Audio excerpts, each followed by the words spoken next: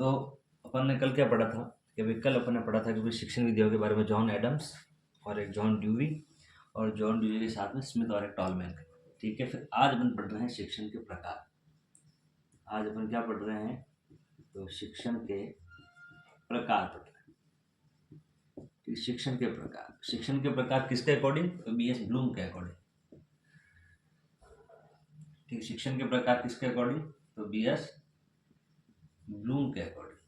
ठीक है, तो अब अपन देखते हैं कि भाई बीएस ब्लूम जो थे, ठीक है, जिनकी एक बुक थी, ठीक, पुस्तक थी ये, और उस पुस्तक का नाम क्या था कि भाई शैक्षिक उद्देश्यों का वर्गीकरण। पुस्तक का क्या नाम था, शैक्षिक उद्देश्यों का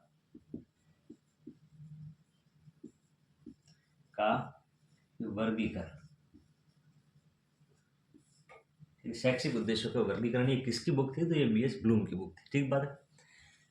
ये शैक्षिक उद्देश्यों का वर्गीकरण नामक पुस्तक के अंदर बीएस ब्लूम ने शिक्षण के 3 प्रकार बताए। कितने प्रकार बताए भाई, 3 प्रकार बताए। कौन कौन सा, तो पहला ले आप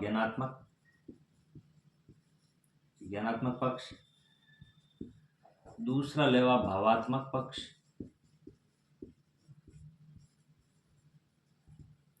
और तीसरा ले आप क्रियात्मक पक्ष। या क्रियात्मक अपन और क्या कहते हैं, मनोगत्यात्मक। क्या कहते हैं इसको, अपन मनोगत्यात्मक पक्ष भी कह सकते हैं। ठीक बात है। तो पहला कौन सा, ज्ञानात्मक पक्ष, दूसरा भावात्मक पक्ष, और तीसरा क्रियात्मक या फिर इसको मनोगत्यात्मक कहते हैं। ठीक है, ये होते हैं शिक्षण के 3 प्रकार, किसके द्वारा, बीएस ब्लूम के द्वारा, और उनकी पुस्तक का नाम शैक्षिक उद्देश्यों का वर्गीकरण। अब क्या है, ज्ञानात्मक पक्ष के जो प्रमुख उद्देश्य हैं, ठीक है, ज्ञानात्मक पक्ष के अंदर जो प्रमुख उद्देश्य हैं वो किसने दिए, तो वो बीएस ब्लूम ने दिए। वो किसने दिए, तो बीएस ब्लूम ने दिए। और कब दिए, तो 1956 में दिए। ठीक है, ज्ञानात्मक पक्ष के जो प्रमुख उद्देश्य है वो किसने दिए, बीएस ब्लूम ने 1956 में दिए। ठीक है, भावात्मक के जो हैं प्रमुख उद्देश्य, ठीक है, यहाँ पर लिख दीजिएगा कि भाई भावात्मक पक्ष के प्रमुख उद्देश्य किसने दिए, तो वह करथवाल ने दिए। वो किसने दिए, तो करथवाल ने दिए, और 1964 में दिए। ठीक है, जैसे इसके 8 साल बाद। फिर देखिए अपन क्रियात्मक पक्ष के जो प्रमुख उद्देश्य हैं, क्रियात्मक पक्ष के जो प्रमुख उद्देश्य हैं वो किसने दिए, तो वो सिम्पसन ने दिए। वो किसने दिए, वो सिम्पसन ने दिए। कब दिए, तो इसके 5 साल बाद। ठीक है, तो कब, 1969 में। तो ये आपके शिक्षण के 3 प्रकार हो गए, ज्ञानात्मक पक्ष, एक भावात्मक पक्ष, और क्रियात्मक या फिर इसको अपन मनोगत्यात्मक पक्ष भी कहते हैं। और ये इनके प्रमुख उद्देश्य किसने दिए, तो बीएस ब्लूम, करथवाल, सिम्पसन, 56, 64 और 69। ठीक, अब आ जाओ कि भाई शिक्षण स्तर के आधार पर शिक्षण के प्रकार। ठीक है, नेक्स्ट जो अपना है टॉपिक है वो है शिक्षण स्तर के आधार पर। शिक्षण स्तर के आधार पर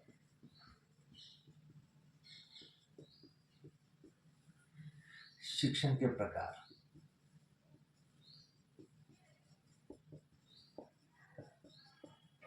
ठीक है, तो अब किसके आधार पर, तो शिक्षण स्तर के आधार पर। ठीक, शिक्षण स्तर के आधार पर शिक्षण के 3 प्रकार होते हैं।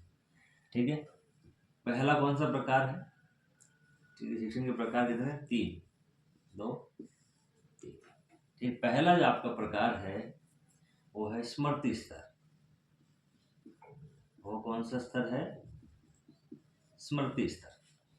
ठीक, दूसरा जो है वो हो गया आपका बौद्ध स्तर। कौन सा स्तर हो गया, वो हो गया आपका बौद्ध स्तर।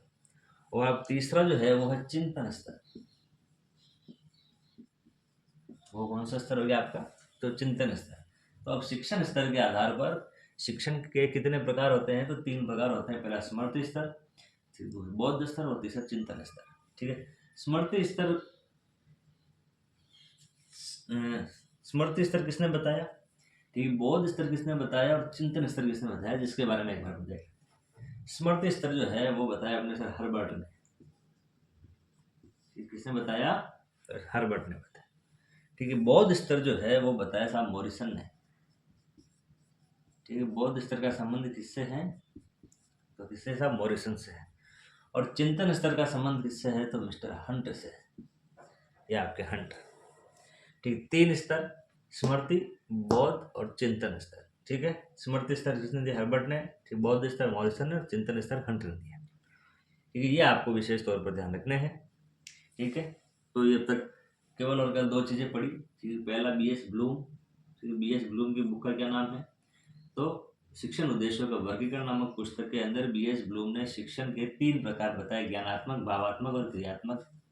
ठीक है, ज्ञानात्मक स्तर, भावात्मक स्तर और क्रियात्मक स्तर के जो प्रमुख उद्देश्य है वो किसने दिए? तो ज्ञानात्मक के BS ब्लूम ने दिए 1956 में। ठीक, भावात्मक के दिए करथवाल ने 1964 में। और जो आपका क्रियात्मक है इसको अपन और क्या कहते हैं? मनोगत्यात्मक। ये विशेष तौर से याद रखने अपन को नाम। ठीक है, मनोगत्यात्मक जो आपका पक्ष है वो दिया सिम्पसन ने 1960 आपका 9। और जिसके बाद अपन ने स्मृति स्तर पढ़ा वो दिया अभी हर्बर्ट ने। ठीक, बौद्ध स्तर पढ़ा वो दिया मॉरिसन ने। और चिंतन स्तर पढ़ा वो दिया हंट ने।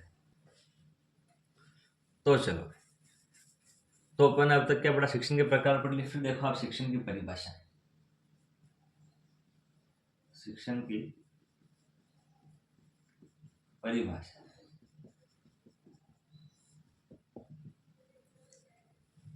ठीक, शिक्षण की क्या परिभाषा? शिक्षण की परिभाषाओं में अगर अपन देखें तो सबसे पहले अपन देखेंगे B.O. स्मिथ की। B.O. स्मिथ की। B.O. स्मिथ ने क्या कहा कि भाई शिक्षण जो है वह उद्देश्य केंद्रित क्रिया है। क्या है शिक्षण? तो शिक्षण क्या है? कि शिक्षण एक उद्देश्य केंद्रित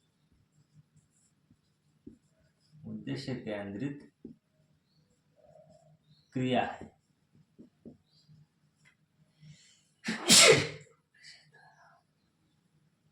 ठीक है, शिक्षण क्या है? तो शिक्षण एक उद्देश्य केंद्रित क्रिया है। ठीक है, तो ये किसने कहा था? B.O. स्मिथ ने कहा था। B.O. स्मिथ के बाद एक दूसरे आते हैं, वो है थाइन महोदय। ठीक है, थाइन के अकॉर्डिंग क्या है कि अभी आपके इस अधिगम में वृद्धि करना। ठीक है, अधिगम में वृद्धि करना। ठीक, अधिगम में वृद्धि करना ही शिक्षण है। ठीक है, केवल की पॉइंट याद रखना कि भाई एक उद्देश्य केंद्रित क्रिया किसने कहा था? तो B.O. स्मिथ ने कहा था। ठीक, अधिगम के अंदर वृद्धि करना किसने कहा था? थाई ने कहा था। ठीक, अधिगम के अंदर वृद्धि करना ही शिक्षण है, ये किसने कहा था? तो यहाँ पे थाई ने कहा था। तो परिभाषा नंबर 3, 4 और 5 काफी महत्वपूर्ण है। ठीक, कौन कौन सी है? तो एक तो जॉन लॉक की,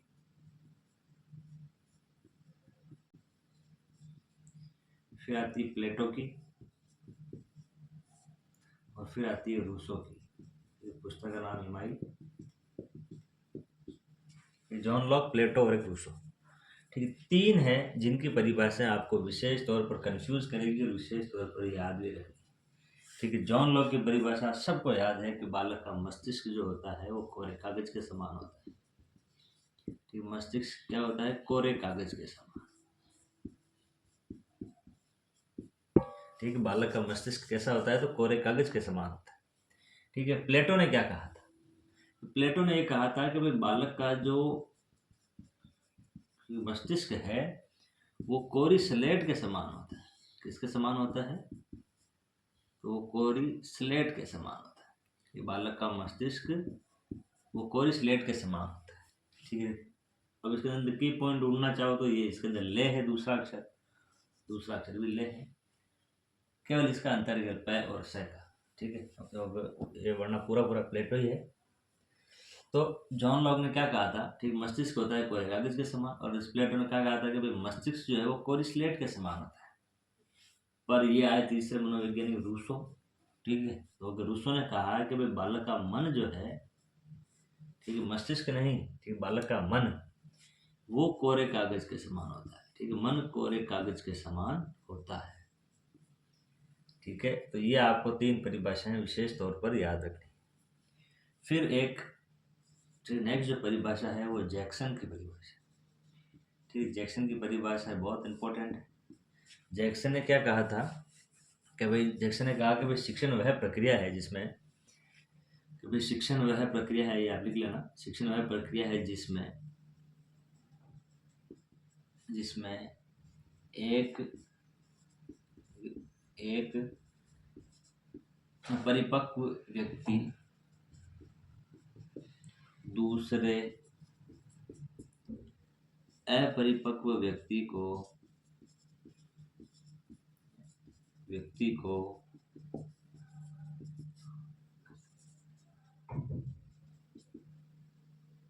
अंतःक्रिया के माध्यम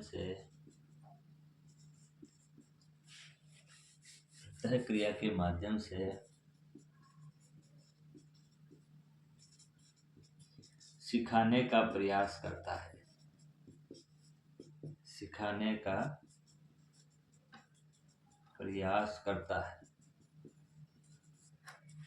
जैक्सन की क्या परिभाषा है कि शिक्षण प्रक्रिया में कि फिर शिक्षण वह प्रक्रिया है जिसमें एक परिपक्व व्यक्ति दूसरे अपरिपक्व व्यक्ति को अंतःक्रिया के माध्यम से सिखाने का प्रयास करता है।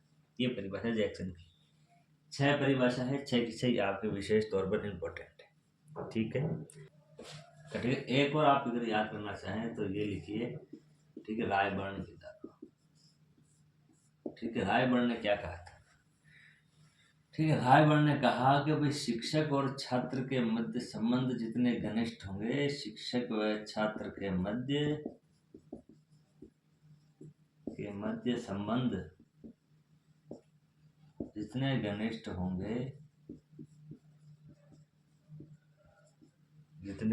होंगे, ठीक, शिक्षण कार्य भी जितने घनिष्ठ होंगे, शिक्षण भी उतना ही प्रभावशाली होगा। ठीक है, रायबर्न के द्वारा क्या कहा गया कि भाई शिक्षक और छात्र के बीच में के संबंध जितने घनिष्ठ होंगे, शिक्षण भी उतना ही प्रभावशाली होगा। इसलिए शिक्षक को ये चाहिए कि वो अपने छात्रों के मध्य जो संबंध है वो घनिष्ठ बनाए। ठीक है, तो केवल आज के लिए अपने बस के लिए इतना ही। ठीक, आज अपन ने क्या पढ़ा? तो सबसे पहले शिक्षण के प्रकार पढ़ लिए बीएस ब्लूम के द्वारा। फिर अपन ने पढ़ा था शिक्षण स्तर के आधार पर जो शिक्षण के कितने प्रकार है, 3 प्रकार है, स्मृति स्तर, एक बौद्ध स्तर, चिंतन स्तर। ठीक है, और फिर ये अपन ने प्रमुख परिभाषाएं पढ़ी, जिसके अंदर सबसे पहले बीओ स्मिथ की पढ़ी, फिर अपन ने थाइन की पढ़ी, फिर जॉन लॉक, प्लेटो, फिर रूसो, जैक्सन और एक रायबर्न की पढ़ी। ठीक है, यही इंपॉर्टेंट है। ठीक है, नेक्स्ट जो अपन पढ़ेंगे अपना टॉपिक है वो होगा शिक्षण की विशेषताएं, या शिक्षण की प्रकृति कह दो, या फिर शिक्षण की विशेषताएं कह दो। मोस्ट इंपॉर्टेंट है बिंदु, और फिक्स है भाई, एक क्वेश्चन तो यहाँ से आता ही आता है। ठीक है, तब तक के लिए धन्यवाद। जय हिंद।